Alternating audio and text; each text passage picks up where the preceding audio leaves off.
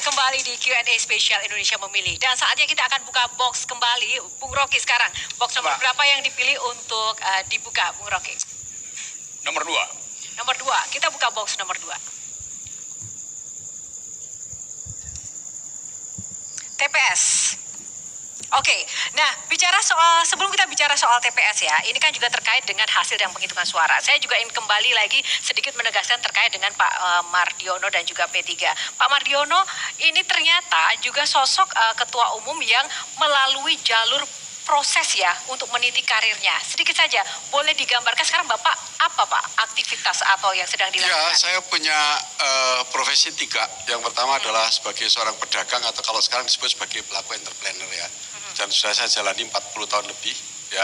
Ini akan saya jalankan sampai akhir hayat saya karena ini tempat untuk mencari nafkah saya.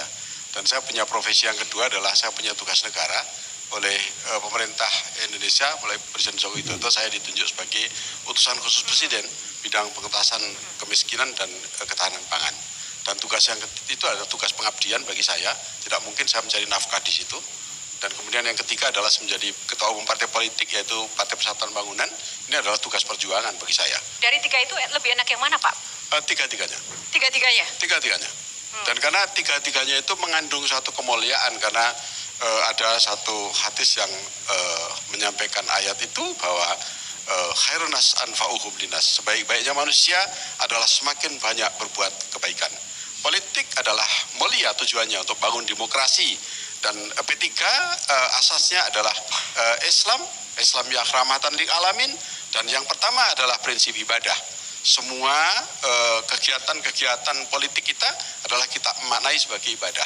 Soal kemudian amanahnya sedang diberikan kecil, tidak masalah, nanti besar juga alhamdulillah. Ini kita tidak masalah. Terima kasih Pak Mardiono. Dan kembali pada amanah yang kemudian disuarakan rakyat melalui TPS sesuai dengan box kita ya. Shirley, saat ini kan juga marak ya bermunculan begitu bukti-bukti kecurangan di TPS. Bagaimana kamu memotret fenomena-fenomena seperti ini? Ya, Sari justru menarik untuk melihat dari sisi anak mudanya, Mbak. Senior-senior kita dulu pernah bilang bahwa the youth of today are the leaders of tomorrow. Anak muda hari ini adalah pemimpin di masa depan. Terus saya teringat dengan perkataan Malcolm X yang bilang bicara tentang masa depan, maka the future belongs to those who prepare for it today. Masa depan itu adalah milik mereka untuk yang mau mempersiapkan hari ini. Sehingga ketika kami bertanya pada senior, bagaimana kami anak muda harus mempersiapkan diri kami hari ini agar masuk kepada calon pemimpin di masa depan, maka jawabannya adalah hargai setiap proses yang harus kamu lalui sekarang, sehingga kamu akan siap ke depan untuk mengambil bagian. Nah, sekarang realitasnya adalah ketika kami anak muda dipertontonkan pada proses demokrasi yang cenderung berkebalikan dari itu, Pak dan kawan-kawan sekalian, bahwa ada proses yang instan, ada aturan yang dibuat berdasarkan kepentingan, bukan kepentingan yang dijalankan berdasarkan aturan yang ada. Maka ini kan mulai dibolak-balik. Nah, ini tentu membuat kita jadi berpikir bahwa apakah logika berpikir yang tepat untuk kita pertanggungjawabkan pada generasi selanjutnya. Sehingga saya masuk ke pertanyaan akhir, apakah generasi kita sekarang akan melewati proses 5 tahun, 10 tahun dengan mewajarkan proses demokrasi yang seperti ini? Karena saya ditutup ketika terakhir yang paling dekat dengan kita adalah ketika aturan ini sudah mulai. Anak muda itu kan bicara tentang nilai, bukan tentang sosok, Pak. Kalau sosok itu sudah melanggar nilai, maka otomatis kita juga harus berani mengatakan ini salah. Karena yang paling mahal dari anak muda adalah nilai. Sehingga ketika yudikatif, legislatif, eksekutif sudah berada pada satu kontrol kekuasaan yang sama, maka sekalian saja ubah negara itu sebagai negara monarki. Logikanya kan begitu. Nah, logika seperti apa yang bisa dipertanggungjawabkan pada generasi kami dan mungkin anak-anak kami, mungkin cucu-cucu kita nanti tentang kondisi bernegara dan proses demokrasi hari-hari ini, Pak? Oke, silakan sebagai senior Pak Mardiono. Baik, pandangan saya selalu dimanapun bertemu dengan generasi milenial, khususnya ada di mahasiswa, bahwa janganlah alergi dengan politik, karena sesungguhnya politik itu adalah mulia. Karena apa? Karena memang Indonesia sudah memilih menjadi negara demokrasi.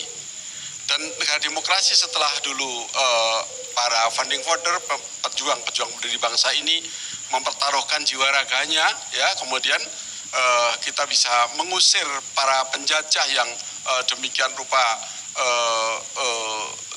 tidak gampang, ya. Kemudian sekarang senjata itu diestafetkan kepada generasi muda, di mana melalui proses demokrasi yang setiap 5 tahun sekali itu, sehingga rakyat sekarang memiliki hak daulat di dalam demokrasi itu.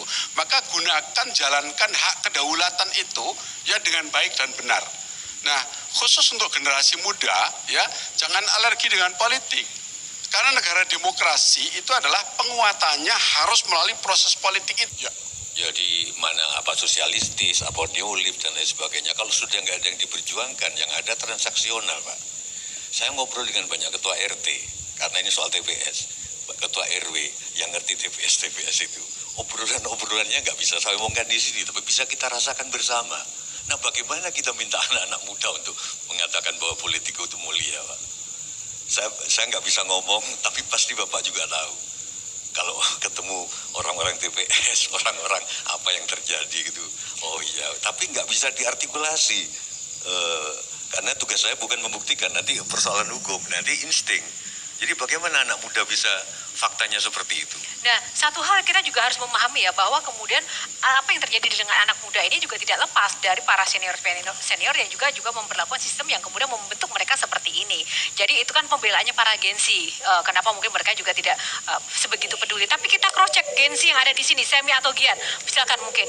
Setuju nggak sih seberapa peduli kalian itu dengan politik atau malah apatis? Enggak dong, karena kalian kemarin kan juga menjadi garda terdepan para paslon dong. Kalau Semi dulu. Gen Z ya, kita Gen Z. Okay. Anak saya udah kuliah, saya masih Gen Z. Tapi yang gue lihat sih gini ya, jadi kalau kita lihat kecurangan di TPS mungkin ada, ya mungkin ada. Tapi sebenarnya kecurangan itu dimulai di MK. Jadi tetap kalau kita kembali ke MK ya? Iya, kalau ngomong TPS ya itu paling bisa nyuri berapa suara sih. Tapi kalau di MK itu kan udah benar-benar itulah awal. Jadi sebenarnya habis pelantikan di MK, habis disahkan di MK harusnya langsung dilantik aja tuh. Jadi nggak perlu ada tadi pemilu yang seperti sekarang ini, karena udah ketebak juga ya kan siapa pemenangnya. Karena nggak mungkin ya ini seorang bapak ya masukin anaknya jadi wakil presiden terus dibiarin, pasti dibantu lah. Ya kan kalau saya punya anak juga pasti saya bantu. Oke, Gian gimana? Gian sudah punya anak belum? Udah. Sebenarnya dengan drama-drama yang ada di Pilpres sekarang, salah satu sisinya adalah anak-anak muda jadi ngomongin politik. Setiap beres debat tuh pasti di media sosial pada ngomongin, walaupun betul. ya ceng-cengan dan lain-lain ya. Walaupun yang diomongin asam sulfat gitu. Gitu. Tapi sangat jauh dari 2019 gitu ketika apatis dengan politik. Kali ini drama-drama yang ada membuat perbincangan di kalangan anak muda. Tinggal bagaimana kita kesalahan-kesalahan dan kekurangan-kekurangan yang ada di 2024 ya bisa diperbaiki untuk kedepannya gitu. Tapi itu malah bahaya sih, karena kalau menurut gua, karena kenapa? Gini, ada orang misalnya ya milih Prabowo, nggak apa-apa sih milih Prabowo karena dia mantan militer, kepemimpinannya pasti bisa, sudah teruji, itu nggak masalah bagi gua, walaupun sebenarnya bisa gua debat. Ya. Tapi kalau milih Prabowo kenapa? Karena gemoy. Udah Nah, silakan kalau Kang Maman gimana? Dia dari tadi awal sudah menyebut nama Jokowi. Sebenarnya dia memuji Jokowi, justru karena Jokowi lah dia membuat muncul kembali di publik dan mendukung Anies. Kalau bukan karena itu kamu nggak akan turun gunung kan? Enggak. Saya udah cukup nyaman dengan usaha saya. Kan kemudian tidak takut kan? Tapi ini menggambarkan bahwa semua orang pada akhirnya takut untuk menunjukkan suara dan keberpihakannya. Pada akhirnya bagi kami anak muda, Pilpres ini bukan tentang kompetisi, jelas ada menang, ada kalah. Tapi ini lebih dari sekedar itu. Ini siapapun pemenangnya, misalnya sudah dideklarasikan dan kita semua akan terima. Tapi ada PR besar di sini, bahwa demokrasi sedang tidak baik-baik saja, dan saya pikir ini panggilan untuk anak muda semua untuk mengawal demokrasi ini akan seperti apa, sesuai dengan kapasitas kita masing-masing. Saya pikir demikian. Bang Rocky Yang gimana? dimaksud Shirley, yang pemilu ini, Oke, Bang Tejo. Pilpres ini kayak perempuan gitu loh. Mungkin. Gimana? Kenapa? Berarti butuh Yang perempuan dong. diomongkan, yang wujud angka-angka itu bukan sesuatu yang ingin diucapkan benar gitu. Tapi sebenarnya apa? Gitu. Mungkin loh, siapa tahu. Siapa tahu angka itu kayak perempuan kalau ngomong gitu loh. Perempuan bukan tentang hal yang dikatakan gitu loh. Saya kira gitu. Jadi penuh dengan teka-teki dan kode-kode di balik layar, begitu ya Pak Tejo Yang ya? nyaring adalah yang tidak diangkakan yang 56% itu. Yang nyaring lebih nyaring. Saya kira itu. Dan saya pakai bahasa pertanda aja karena ada Gian di sini. Karena biasanya Gian kalau ngomong gini-gini kan, gitu loh. Ya kan. Sejak ikut Prabowo sudah nggak gini-gini lagi gitu. Masih. Konten terakhir masih gini-gini kok. Ya, saya mau fokus ke P3 karena beliau yang paling tinggi pangkatnya di sini dalam hal politik ya, ketua umum. Gini loh Pak Mardiono, alam bawah sadar itu, saya itu tiba-tiba kembali ke tahun 70-an ketika saya sedang bertumbuh. Kan? Itu hanya ada 3 partai waktu itu, Golkar, PDI, dan P3. Masih ingat betul saya. Nah, hari ini seperti yang dijelaskan oleh bahkan dengan bahasa yang ekstrim tadi, Refli mengatakan tidak tertarik dengan P3. Menurut saya kita ambil sisi baik dari pernyataan yang di sini. Ya. Apa yang akan Bapak lakukan untuk P3 ketika sergapan seperti ini semakin sering muncul?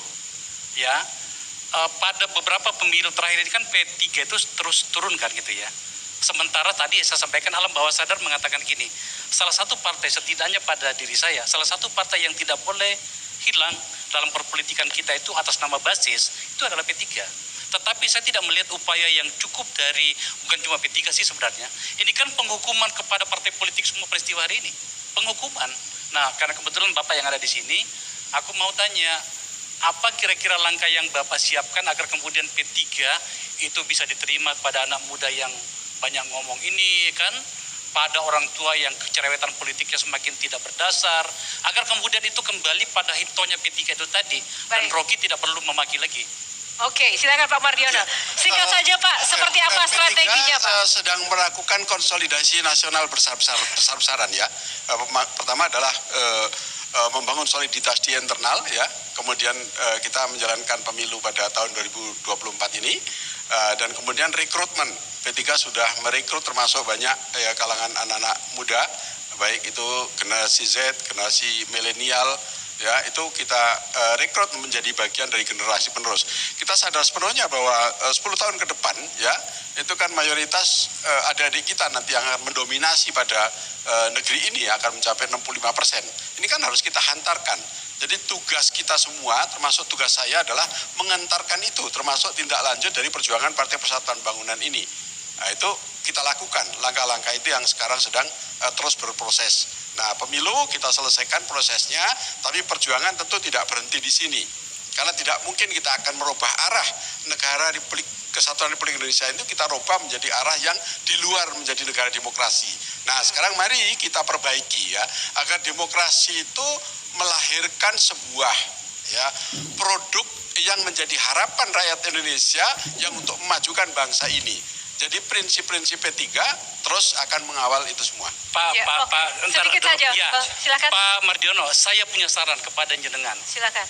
Kalau kemudian masuk lagi kembali nantinya, mudah-mudahan tadi Refli bilang gini kayaknya masih masuk nih P3. Nih, tadi lu ngomong gitu tadi. Ya kan? Masih masuk P3. Bagus Pak pikirannya dia sebenarnya. Enggak, dia ngasih angka lalu kemudian dibilang 3,9. Kalau 39 kan tinggal 0,1 lagi masuk. Ya. Nah, Oke, saran saya silakan. Pak adalah kalau memang betul kita melihat P3 itu menyongsong warna baru dalam perpolitikannya, berani nggak P3 untuk oposisi pada pemerintahan Prabowo, Pak? Berani nggak Pak? Boleh nggak sih nambahin sedikit Tentu dong? tidak ada masalah ya. Jadi Partai Persatuan Bangunan itu selama ini ya berproses perjalanan selama 11 kali mengikuti pemilu ya, itu kita semua selalu berada dalam proses politik yang cenderung selalu akan mengawal perjuangan umat. Jadi soal nanti apakah di dalam pemerintahan atau di luar pemerintahan itu bagi Partai Persatuan Bangunan itu tidak jadi masalah. Oke, baik. Terima kasih. Gak ada masalah oposisi ataupun juga koalisi. Bang Rocky, ini juga tadi terkait dengan apa yang disampaikan bagaimana strategi dengan P3, apalagi Gen Z sangat menentukan. Masalahnya adalah Gen Z sekarang, milenial sekarang, konsep berpikir tentang demokrasinya udah beda. Cara menentukan pilihan pemimpinnya aja sudah bukan lagi dengan dasar-dasar kapabilitas. Betul. Poinnya adalah kapan Gen Z itu berubah pikiran? Kapan? Ya, maksudnya momen apa yang menyebabkan Gen Z berubah pikiran? Momen ketika Jokowi memaksakan Gen Z dia sendiri itu untuk jadi wakil presiden. Kan itu dasarnya kan. Kalau kita lihat algoritmanya itu kritik Gen Z itu atau cara berpikir kritis Gen Z itu timbul ketika Gibran diajukan sebagai calon wakil presiden. Itu aja dasarnya. Tetapi orang bilang ya Pak Jokowi melanggar konstitusi, dia nggak melanggar konstitusi. Dia memaksakan anaknya untuk bermain di wilayah orang dewasa, itu artinya dia melanggar undang-undang perlindungan anak. Ya itu dasarnya kan. Setelah itu kemudian dicarikan legalismenya, itu aja. Harusnya lapor Kak Seto ya. Ya Kak Seto juga nggak ngerti politik Gen Z. Oke, baik. Terima kasih rekan-rekan. Kita akan buka box setelahnya, namun kita akan jeda dulu. Sesaat lagi Q&A akan kembali. Karena setiap pertanyaan selalu ada jawaban.